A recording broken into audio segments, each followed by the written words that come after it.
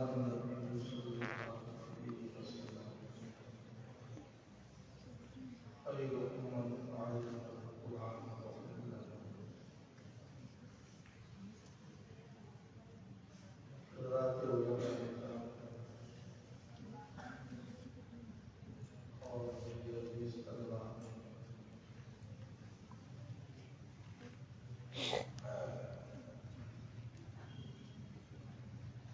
جامعہ میں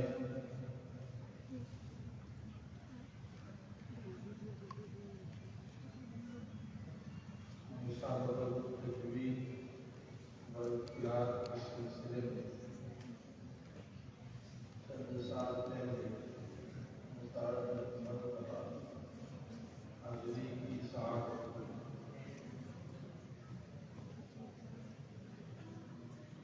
اور اس مرتبہ آپ عزیز طلباء کو سننے کے لیے اللہ تعالیٰ نے حاضری اور موقع عنایت فرمایا۔ میں اپنا دلی تعارف پیش کرتا ہوں کہ واقعی مجھے قدرت ہوئی،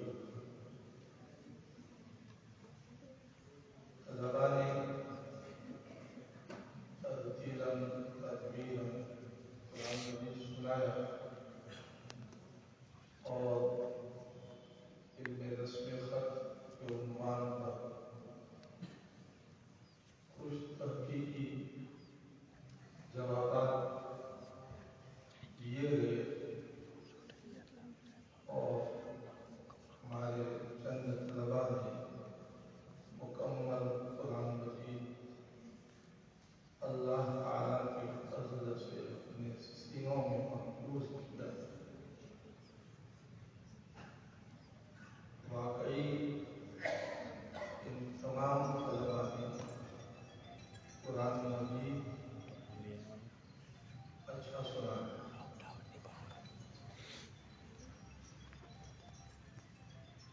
حضرت خباب ابن عرب رضی اللہ تعالیٰ عنہ، حضرت عبداللہ ابن مسعود رضی اللہ تعالیٰ عنہ کی مجلس میں گئے، جیسا بخاری جلد ثانی میں ہے۔ حضرت عبداللہ ابن مسعود رضی اللہ تعالیٰ عنہ اپنے تلامذہ کو قرآن مجید پڑھا رہے تھے۔ حضرت خباب ابن عرب رضی اللہ تعالیٰ عنہ نے حضرت عبداللہ ابن مسعود رضی اللہ تعالیٰ عنہ کو یہ پوچھا کہ یہ جو طلباء بیٹھے ہوئے ہیں، کیا یہ طلباء آپ کے جیسا پڑھتے ہیں؟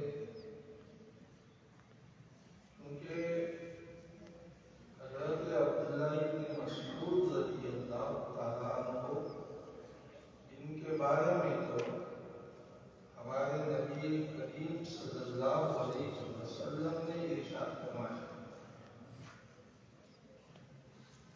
اور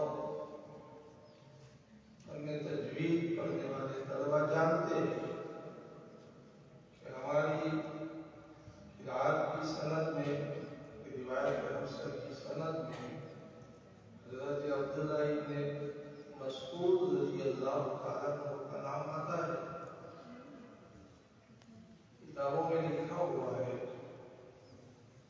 کہ حضرت امام حفص رحمۃ اللہ علیہ، میں تو حدیث بیان کر رہا ہوں لیکن درمیان یہ بات آ گئی، وہ واقعہ میں بات بھی پورا کرتا ہوں۔ حضرت امام حفص رحمۃ اللہ علیہ نے اپنے استاد حضرت امام عاصم رحمۃ اللہ علیہ کو پوچھا کہ حضرت میں نے بھی آپ سے پڑھا اور امام شعبہ انہوں نے بھی آپ سے پڑھا، لیکن ہم دونوں کی روایت میں فرق ہے، اس کی کیا وجہ ہے؟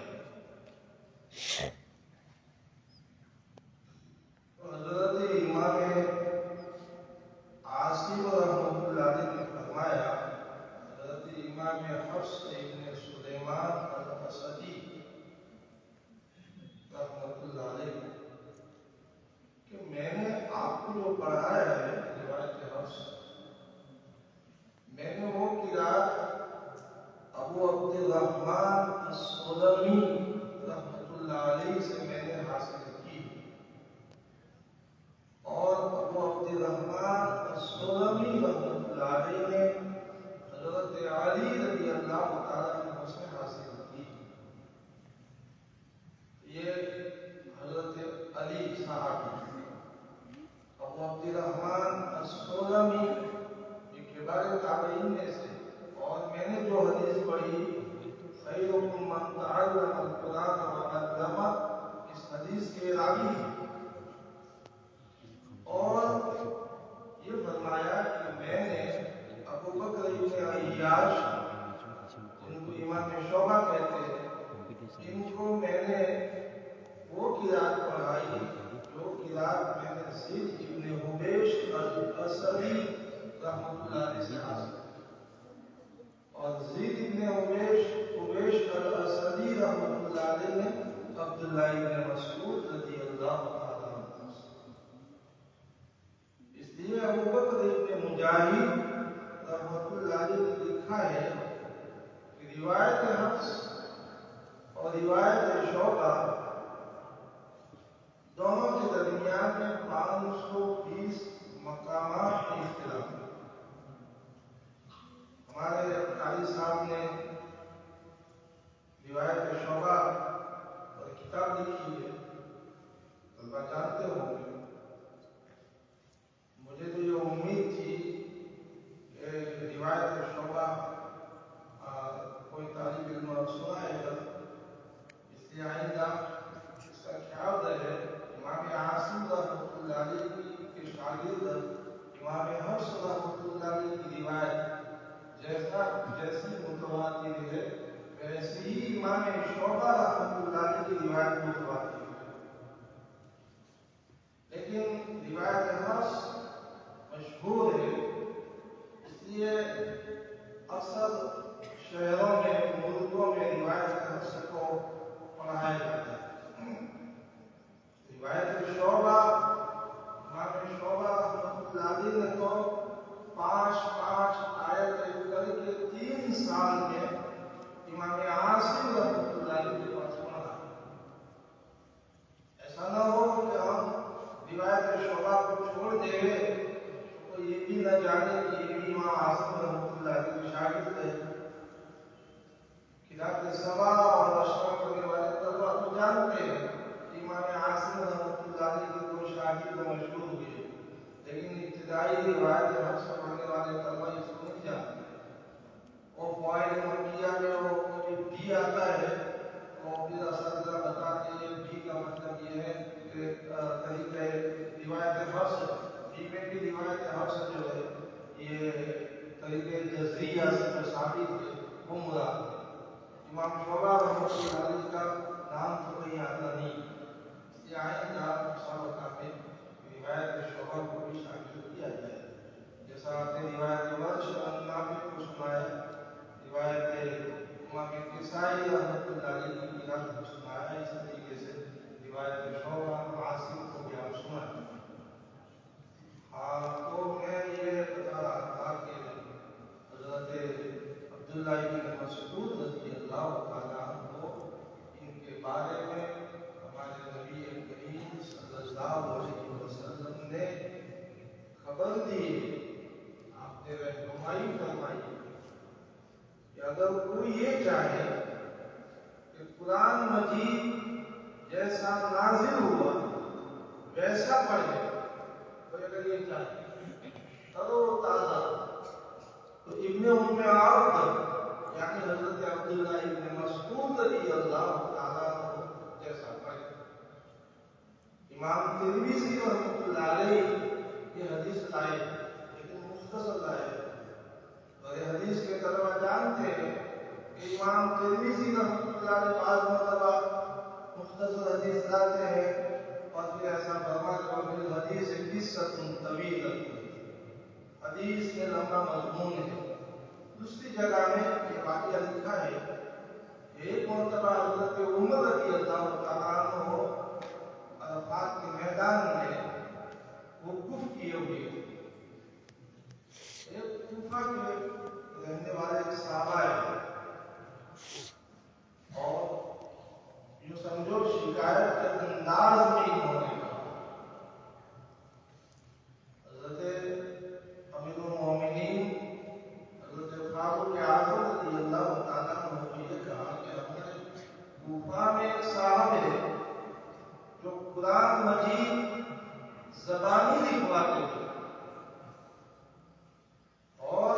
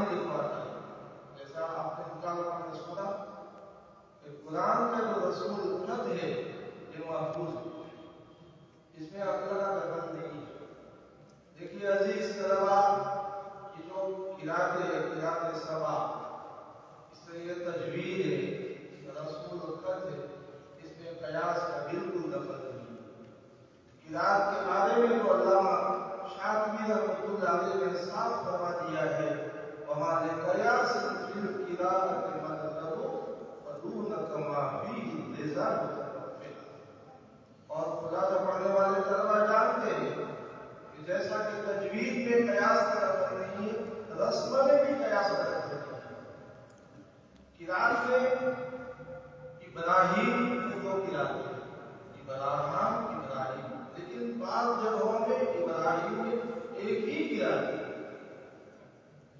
جہاں نبی کریم علیہ السلام سے دو قرات منقول ہے وہاں ہم ابراہیم پڑھیں گے، لیکن جہاں منقول نہیں ہے وہاں ایک ہی قرات پڑھیں گے۔ تو قرآن مجید اگر لکھوانا ہو تو زبانی نہیں لکھوانے، دیکھ کر اب آپ نے لکھ دیا مالک، میم کے بعد الف لکھ دیا، یہ قرات میم لام کاف کے اس کا وصف ہے۔ تو حضرت عمر رضی اللہ تعالیٰ کو دیش میں آ گئے، کون ہے جو قرآن مجید اس طریقے سے زبانی لکھواتا ہے؟ لیکن ان صاحب نے ایسا کہا کہ وہ عبداللہ ابن مسعود رضی اللہ تعالیٰ عنہ فوراً ان سے غصہ ٹھنڈا ہو گیا، بڑے پر ہاتھ پڑ گیا اور فرمانے لگے کہ اس آدمی کو حق ہے قرآن مجید زبانی لکھوانا، یہ اس آدمی کو حق لکھوا ہے۔ پھر فرمایا، جس کو امام ترمذی رحمۃ اللہ علیہ نے بیان کیا ہے کہ نبی کریم صلی اللہ علیہ وسلم نے مسلمانوں کے امور کے سلسلے میں حضرت صدیق اکبر رضی اللہ تعالیٰ عنہ کو بلایا اور میں بھی ساتھ میں تھا، حالانکہ دونوں آپ کے وزیر تھے۔ نبی کریم علیہ السلام بہت لمبی دیر تک مسلمانوں کے امور کے سلسلے میں شیخین سے مشورہ کرتے تھے، لیکن فاروق اعظم رضی اللہ تعالیٰ عنہ نے اپنے کو پیچھے رکھا، کہا کہ میں بھی ساتھ میں تھا۔ مشورے سے جب فراغت ہوئی، آپ صلی اللہ علیہ وسلم چھوڑنے کے لیے باہر تشریف لائے تو حضرت عبداللہ ابن مسعود رضی اللہ تعالیٰ عنہ ہلکے سے جہر کے ساتھ قرآن مجید پڑھ رہے تھے۔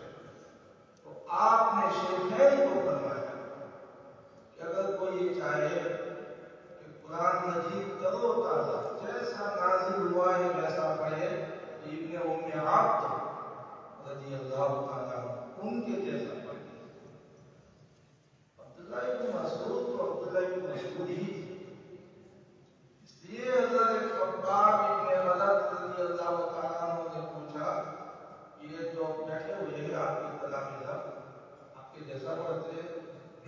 کہا آپ کہو، اس لیے بھی ہے کہ میں کہوں آپ کہو تو میں کسی کو کہوں یا آپ کسی کو کہو۔ تو پھر حضرت علقمہ بہت مشہور شاگرد تھے، ان کو کہا کہ آپ قرآن مجید سنا۔ لمبی حدیث ہے، کبھی موقع نہیں ہے کہ 12 بجے جا رہے ہیں، طلبا ماشاء اللہ سنجیدگی کے ساتھ بیٹھے ہوئے۔ میں دیکھا نہیں کسی طالب علم کو پانی پینے کے لیے بھی گیا ہو گیا، بہت اچھی بات ہے، سنجیدگی اور وقار یہ ہونا چاہیے۔ طالب علم کے زمانے میں سنجیدگی اور وقار اگر آتا ہے تو فارغ ہونے کے بعد بھی سنجیدگی اور وقار باقی رہتا ہے، اور طالب علم کے زمانے میں چٹورا بنا گیا، سنجیدگی وقار نہیں رہا تو فارغ ہونے کے بعد بھی اس کے اثرات رہتے ہیں۔ بڑی مسرت کی بات ہوئی کہ ماشاءاللہ اساتذہ کرام نے اس طریقے سے قرآن مجید کی طلبا کے قرآن مجید پڑھنے کو سنا، اس طریقے سے عزیز طلبا نے بھی سنا، اللہ تعالیٰ قبول فرمائے۔ اور حضرت علقمہ کو سورہ مریم کی 50 آیت سنائی۔ اس کے بعد حضرت خباب رضی اللہ تعالیٰ عنہ نے تعصب پیش کیا، اس لیے تعصبات پیش کرنے کا ثبوت بھی حدیث سے ثابت ہوا۔ فرمایا کہ بہت اچھا کیا۔ بعض روایتوں میں آتا ہے کہ حضرت عبداللہ ابن مسعود رضی اللہ تعالیٰ عنہ نے فرمایا، حضرت علقمہ کو کہا فداک ابی و امی، میرے والد قرآن ترتیل کے ساتھ خیر خیر کر کے آپ پڑھیں. اس لیے عزیز طلبہ ہم بھی اپنا قلبی تعصب پیش کر رہے ہیں. ماشاءاللہ طلبہ نے قرآن کو سمجھا ہے اور صحت کا بھی خیال رکھا ہے اور لہجے کا بھی خیال رکھا ہے.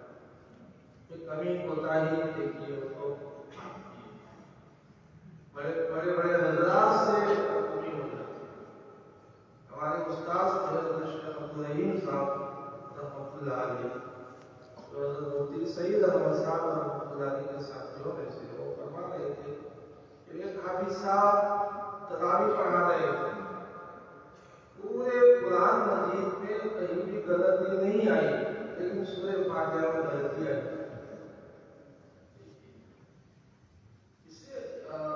یہ نصیحت حاصل کر سکتے ہیں کہ ہم جو پڑھتے ہیں یا آپ کا علمی اظہار کرتے ہیں، چاہے پڑھنے والے پڑھتے ہو چاہے مسئلہ کے نام، یہ سب اللہ تبارک و تعالیٰ کا فضل ہے، ہمارا کوئی کمال نہیں.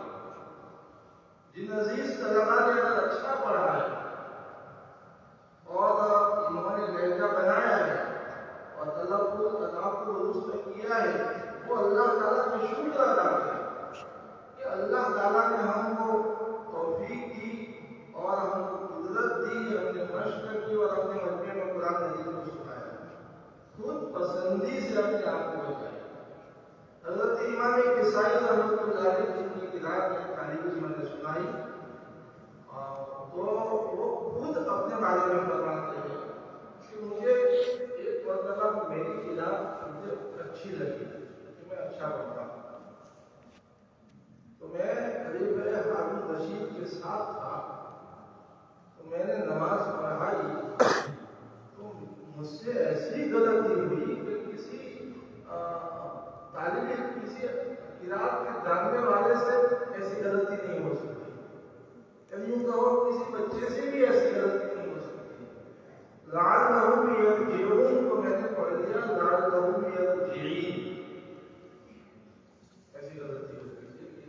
اتنے بڑے امام ہیں، صرف قرآن کے امام نہیں ہے، نحو کے بھی امام ہیں. بعد میں قریب ہارون رشید کی اتنی ہمت تو نہیں ہوئی مجھے کہنے کی کہ اخطأت، آپ نے غلطی کی، لیکن مجھے یہ پوچھا عیسائی کئی غلطی ناراض ہے، یہ کون سی غلطی؟ لعلہم یرجعون. تو میں نے کہا ان کو کہا کہ بعض مرتبہ اصیل اور ان کا گھوڑا بھی ٹھوکر کھا جاتا ہے. اچھا نام ایسی بات ہے، آپ سے غلطی ہو گئی. بہرحال عزیز طلبہ نمبر تو کسی کا آئے گا لیکن کوئی زیادہ تفاوت نہیں.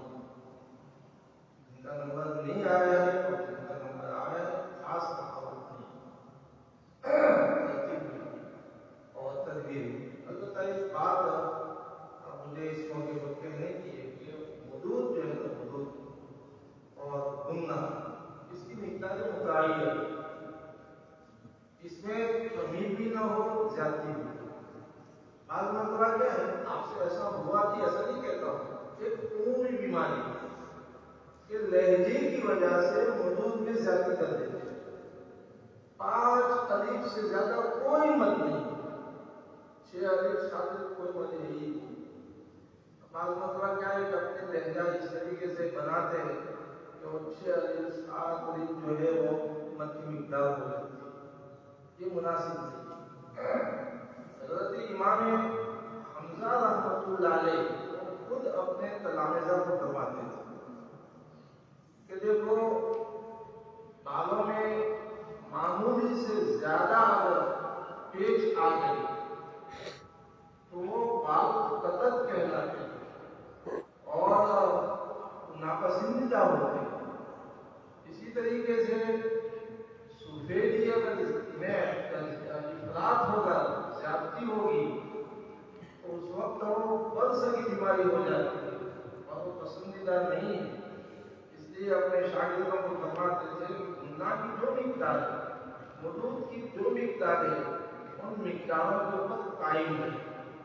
ان مقداروں پر قائم رہتے ہوئے ہم اگر لہجہ بناتے ہیں وہ لہجہ بھی مقبول ہے، اور سب سے پہلے ادا میں کوئی خلل واقع نہ ہو، ادا میں خلل نہ ہو اور لہجہ بنائے تو انشاءاللہ بہت اچھا لہجہ بنے گا، اور تلفظ اور ادا میں بھی نکھار پیدا ہوگا۔ اللہ تعالیٰ ان باتوں کو قبول فرمائے، اور آپ لوگوں کو جو باتیں بتائی اس پر عمل کی توفیق عطا فرمائے۔ ایک اخیری بات یاد آ گئی جو بہت ضروری، یہ جو مسابقہ ہوا ہے یہ تو مشق کا مسابقہ ہوا ہے۔ فن میں ہمیں ترقی کرنی ہے، فن تجوید اور فن قراءت، روایت حفظ جہاں تک پڑھایا جاتا ہے اس کو فن تجوید کہتے ہیں، اس کے بعد قراءت سبع، متواترہ، قراءت اشر صغیر، اشر کبیر، اس کو فن قراءت کہتے ہیں۔ دیکھیے نون ساکن میم ساکن کے قواعد کا نام صرف تجوید نہیں ہے، بہت اہم فن ہے، اور کئی کتابیں فن تجوید میں اور فن قراءت میں لکھی گئی ہیں۔ اس لیے اس فن کو حاصل کریں، اگر آپ نے روایت حفظ کو مکمل کر لیا ہے تو آپ قراءت سبع شروع کر دیں، اور قراءت اشراف اور صغیر کبھی سب پڑھیں، مکمل پڑھیں۔ اچھا، بعض طلبا کے ذہن میں ایسا ہے کہ ہماری آواز تو اچھی نہیں، سب کی آواز اچھی ہے، 19-20 کا فرق ہوتا ہے، آواز کو اچھا بنانا پڑتا ہے۔ ابو داؤد شریف میں ابن ابی ملیکہ کو پوچھا عبد الجبار ابن ورد رحمۃ اللہ علیہ کہ کسی کی آواز اچھی نہ ہو تو فرمایا یحسن ما استطاع، طاقت کے مطابق اپنی آواز کو اچھا بنا۔ تو جن کی آواز اچھی نہیں ہے اور جن کی آواز اچھی ہے، سب اگر روایت حفظ مکمل ہے تو آپ سبع پڑھے اور اس فن کو مکمل کرے۔ شافیہ ہے، طیبۃ النشر ہے، اور دیگر جو کتابیں ہیں اس کا مطالعہ مطالعہ کریں گے تو فن میں ترقی ہوگی، اور فن جو ہے آپ کے قابو میں آئے گا۔ اللہ تعالیٰ ان باتوں پر ہمارے طلبا کو عمل کرنے کی توفیق عطا فرمائے، اور ہمارے اس مسابقہ کی مجلس کو بھی اللہ تعالیٰ قبول فرمائے، اور اللہ تعالیٰ اس ادارے کو بھی ترقیات سے مالا مال فرمائے۔ یہاں کے تمام اساتذہ کرام اور منتظمین